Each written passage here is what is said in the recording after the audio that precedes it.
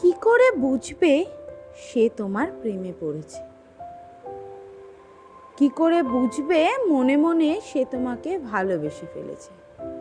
হ্যাঁ, আমাদের অনেকের কোচিংয়ে, স্কুলে, কলেজে, অফিসে হতেই পারে এমন কেউ থেকে থাকতেই পারে যে হয়তো তোমার হাসির প্রেমে পড়েছে, তোমার ভালোবাসার প্রেমে পড়েছে, ওভারঅল তোমার প্রেমে পড়েছে। এমন কার কার হয়েছে আমাকে কিন্তু কমেন্টে অবশ্যই জানাবে।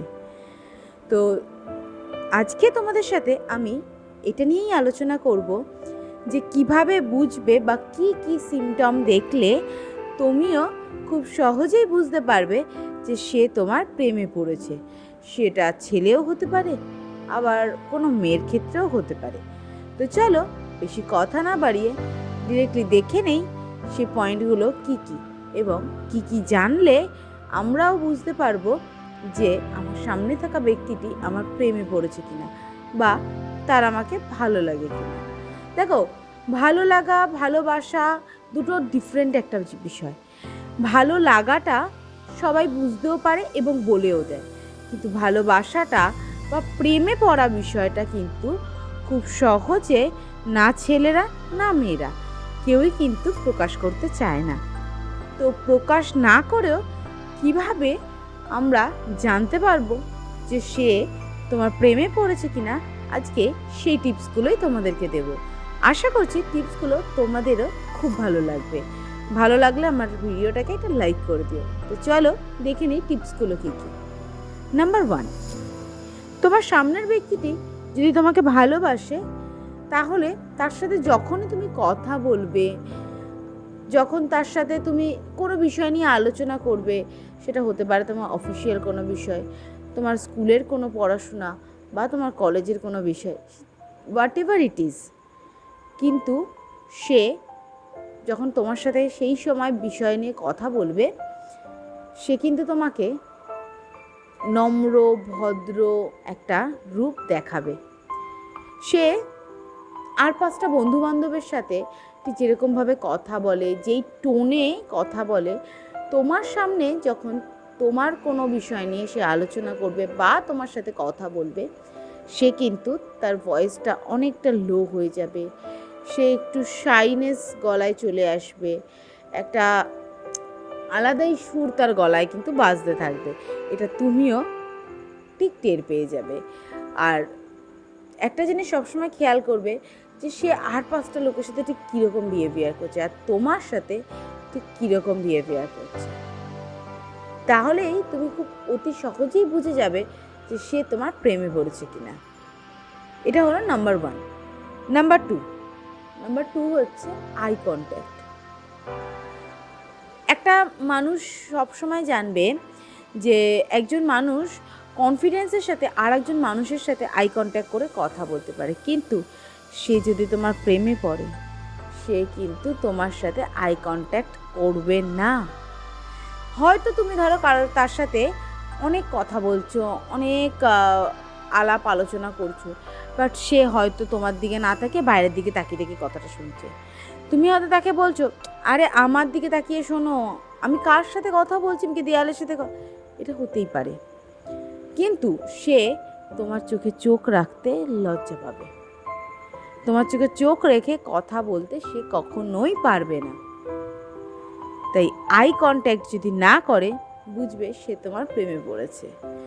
তার তোমার প্রতি একটা সফট কর্নার অবশ্যই কাজ করে। তাই জন্যেই সে তোমার চোখে চোখ রেখে কথা বলতে পারছে না। এটা হলো নাম্বার 2। এটা যদি হয় তাহলে কিন্তু শিওর সে তোমার প্রেমে পড়েছে, বা তার এখনও হয়তো প্রেম অবধি না গিয়েও জিনিসটাই ভালো লাগা স্টেজে রয়েছে। নাম্বার 3, ধরো ফেস টু ফেস কথা বলার বা ফেস টু ফেস দেখা করার চেষ্টা। সেটা কিভাবে? ধরো স্কুল কলেজে থাকাকালীন এটা সবথেকে বেশি হতো। স্কুল কলেজে থাকাকালীন ধরো তোমাকে কোনো ছেলে পছন্দ করে বা ভালোবাসে, সেই ছেলেটা দেখবে তোমার সাথে দেখা করার জন্যে স্কুলের বাইরে দাঁড়িয়ে থাকবে, বা স্কুলের বাইরে কোনো না কোনো একটা ছুতোনাতা দিয়ে ঠিক যাবে। স্কুলের বাইরে তোমার সাথে দাঁড়িয়ে থাকবে, বা হয়তো তুমি টিউশন থেকে ফিরছো, তোমার জন্য টিউশনের বাইরে দাঁড়িয়ে থাকবে।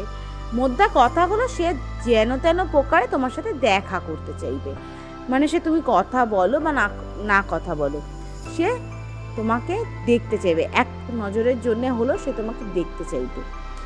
এটা যদি তুমি দেখো, কারণ সে যতই লুকিয়ে তোমাকে দেখার চেষ্টা করুক না কেন, একদিন না একদিন তুমি তাকে ঠিকই দেখতে পেরে যাবে, আর সেদিন বুঝবে সে তোমাকে অনেকটা ভালোবাসে। তাই জন্যেই সে কিন্তু তোমাকে এইভাবে দেখার চেষ্টা করছে, আর সেও মনে মনে তোমাকে অনেকটা ভালোবেসে ফেলেছে। নাম্বার 3 এটা। এরপরে চলে আসি নাম্বার 4।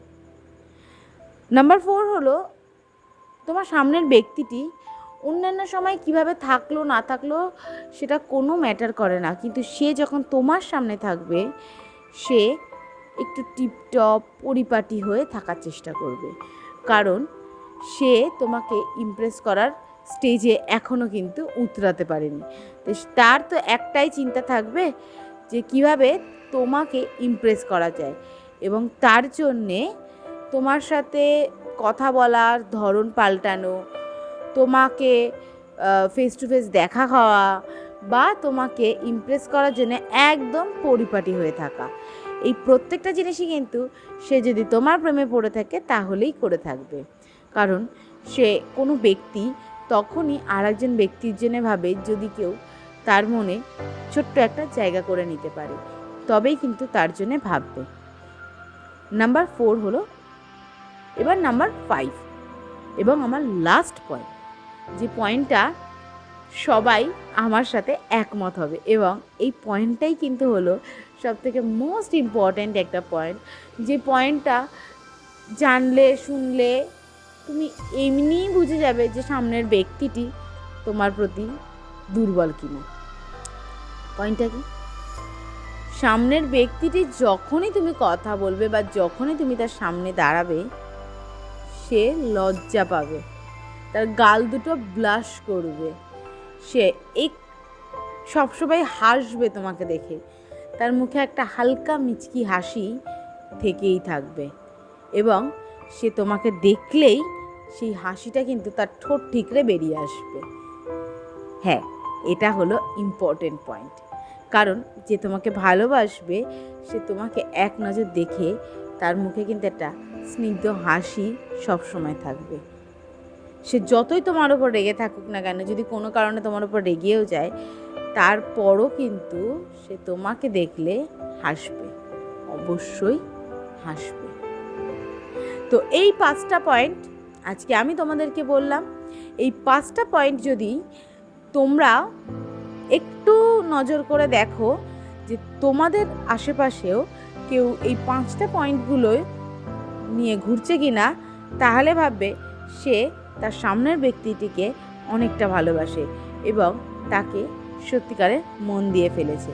এই 5টা পয়েন্টই কিন্তু ইম্পর্টেন্ট লক্ষণ একটা মানুষ প্রেমে পড়েছে কিনা এটা বোঝার জন্য।